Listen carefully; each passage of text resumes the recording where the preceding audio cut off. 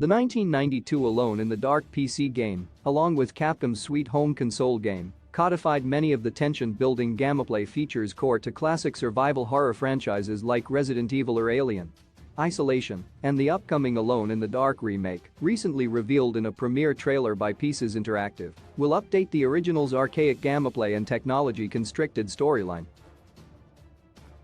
At the same time, trailer footage clearly shows that the remake will take the Alone in the Dark franchise back to its Lovecraftian horror roots, diverging greatly from the aesthetic of the 2008 Alone in the Dark reboot and the much-maligned movie adaptation.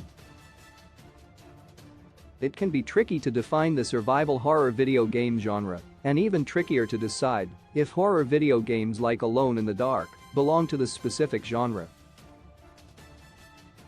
Classic survival horror video games such as Silent Hill 2 or the multi-ending Amnesia Rebirth can be said to share the following features: an ordinary vulnerable protagonist, an environment filled with nightmarish deadly monsters, and limited access, or no access at all, to weaponry, forcing the player to escape most threats using stealth, distractions, and running. There's a healthy amount of debate on the internet over whether games like Resident Evil 4 or the Dead Space series count as survival horror or not, with some arguing games like those make the main characters too powerful or capable.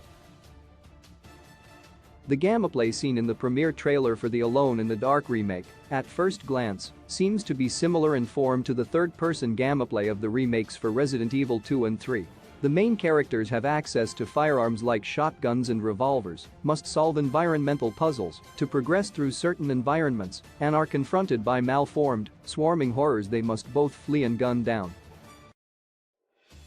The plot and setting of the remake, however, harkens back to the original 1992 game's themes of gothic and cosmic horror in the time of the Roaring Twenties, while also taking care to distinguish itself from previous recent installments in the Alone in the Dark franchise.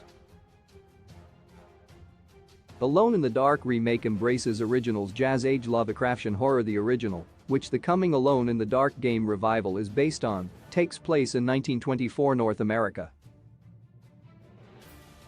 Players can choose between two starting characters: Private Investigator Edward Carnby or Heiress Emily Hartwood, as they investigate the haunted mansion of the recently deceased artist Jeremy Hartwood.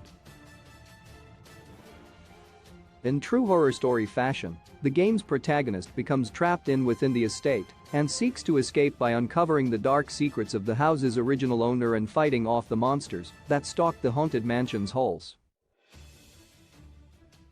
The box art for the 1992 Alone in the Dark game describes itself as a virtual adventure inspired by the works of H.P. Lovecraft, and indeed contains many shout-outs to Lovecraft's classic cosmic horror stories, alien monsters such as Deep Ones and Night Gaunts, cursed books of forbidden lore such as the Necronomicon, and even evil sorcerer antagonists who use blasphemous rituals to live beyond death.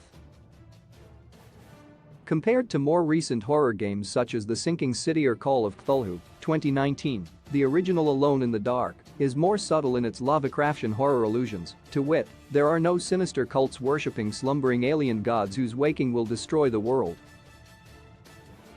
Based on the contents of the new trailer for the Alone in the Dark remake, Pieces Interactive intends to revisit the game's original story, setting, and protagonists while also adding a new cast of supporting characters and embellishing the video game's Lovecraftian horror themes.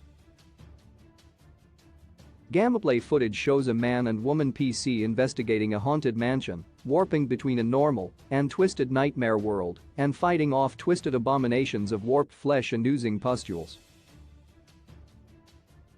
The cinematic footage in the Alone in the Dark remake also contains characters and lines of dialogue that mesh with the cults of alien gods theme seen in many Lovecraft horror stories. A fanatical preacher preaches a sermon before a decidedly non-Christian altar, while a creepy young girl muses out loud over whether maybe the Dark Man just likes it when you suffer. The term Dark Man could refer to any cosmic horror campaign villain in general, but does sound like a reference to a particularly dangerous outer god from Lovecraft stories named Nyarlathotep, sometimes described using the epithet Black Pharaoh.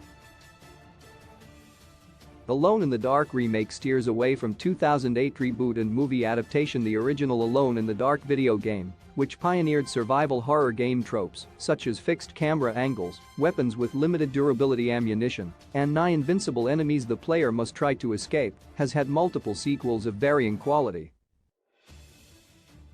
A 2001 game called Alone in the Dark, The New Nightmare, featuring light-sensitive reptilian monsters from beneath the earth, inspired an infamously bad movie adaptation by director Uwe Boll along with a stylistically related reboot released in 2008.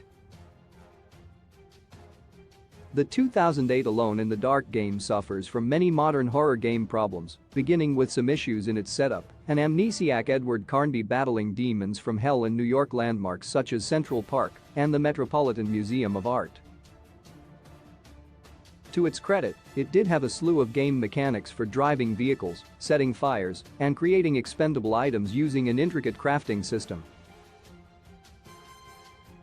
The 2008 Alone in the Dark game was intriguingly ambitious in scope, but limited by clunky controls, an awkward crafting interface, and an excessive number of cinematic action sequences. Developers at Pieces Interactive will be distancing themselves from the less successful installments of the Alone in the Dark franchise, particularly the Uwe Boll movie, by returning to the Roaring Twenties setting of the original Alone in the Dark. At the same time, the upcoming Alone in the Dark remake might revisit the more promising game mechanics from the 2008 reboot, a versatile crafting system a la Alien, isolation, monsters vulnerable to specific items, the ability to set fire tactically, and create a bigger, better survival horror game spectacle. With the more advanced game engines and game design of the last 14 years, a smaller haunted house game setting that can be fleshed out in more detail could be just what the franchise needs to come back from the dead.